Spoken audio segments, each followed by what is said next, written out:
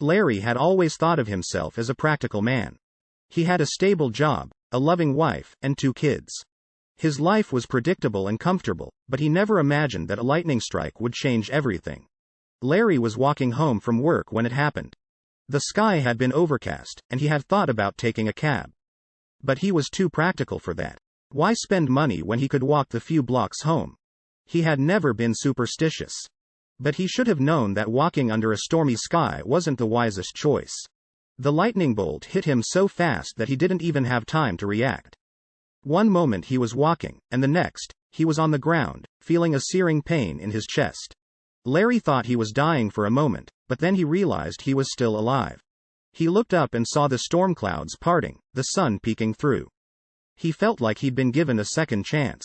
He slowly got to his feet, feeling dazed and confused. His clothes were singed, and his hair was standing on end. He had never been in a situation like this before.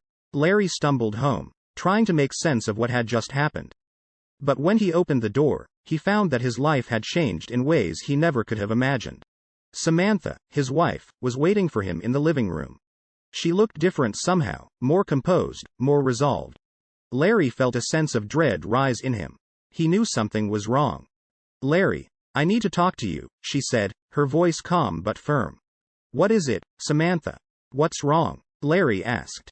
"I've been keeping something from you. Something that I need to tell you," she said, her voice trembling slightly. Larry's mind raced. What could it be? Was she sick? Was there someone else? "I'm leaving you, Larry," Samantha said.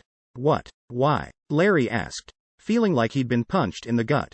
"I'm in love with someone else, Larry." "It's a woman," she said. Larry couldn't believe what he was hearing.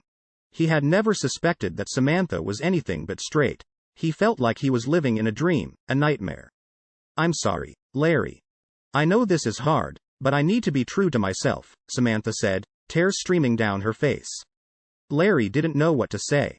He felt like his life was falling apart.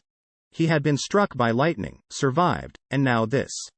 He didn't know how much more he could take. "I need to be alone, Samantha," Larry said, his voice choked with emotion. He stumbled out of the living room and collapsed onto the couch. He felt like he'd been hit by another lightning bolt. His life was changing, and he didn't know if he was ready for it. For the next few days, Larry felt like he was in a daze. He didn't know how to process what Samantha had told him. He had always thought of himself as an open-minded person, but this was something he had never considered. He tried to talk to Samantha, to understand how she had come to this realization, but she was distant and uncommunicative. Larry felt like he was losing his wife, his partner of 15 years. He didn't know how to deal with the sudden change in his life. One night, after Samantha had gone to bed, Larry found himself unable to sleep.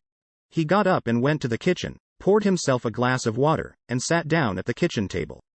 As he sipped his water, his eyes fell on his laptop, which was open on the counter.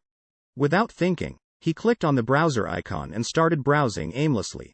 But his thoughts kept returning to Samantha and the woman she had left him for.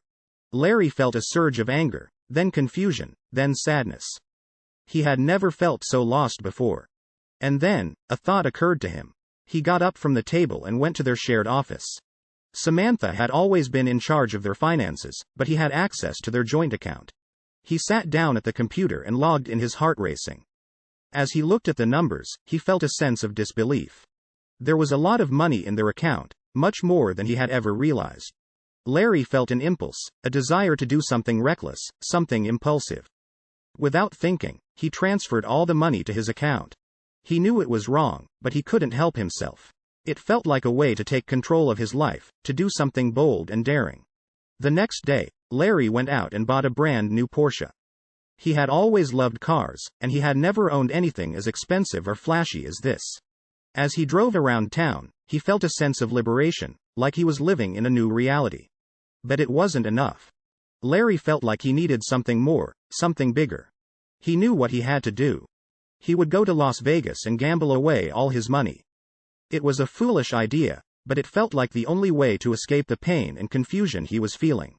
So, Larry packed a bag, got in his Porsche, and drove to the airport. He had never been to Las Vegas before, but he knew it was the place where people went to lose everything. And that's exactly what he planned to do.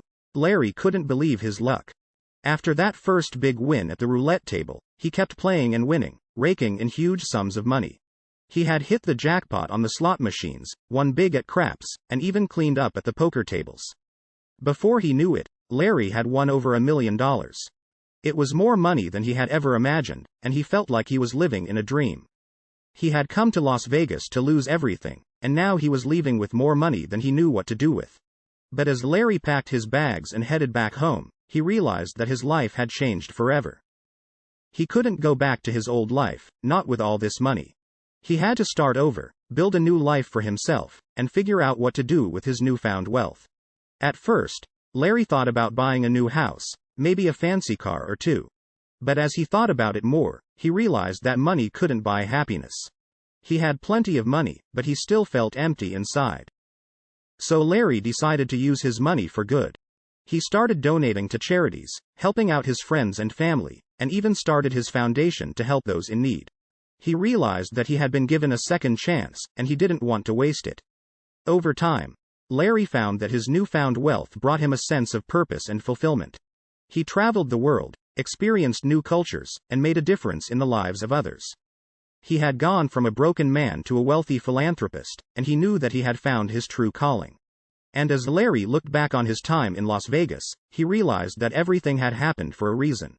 The lightning strike that had almost killed him, the news of his wife leaving him for another woman, and even his decision to go to Las Vegas to lose everything had all led him to this moment.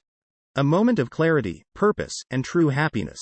Larry smiled as he thought about all that he had accomplished since that fateful night in Las Vegas.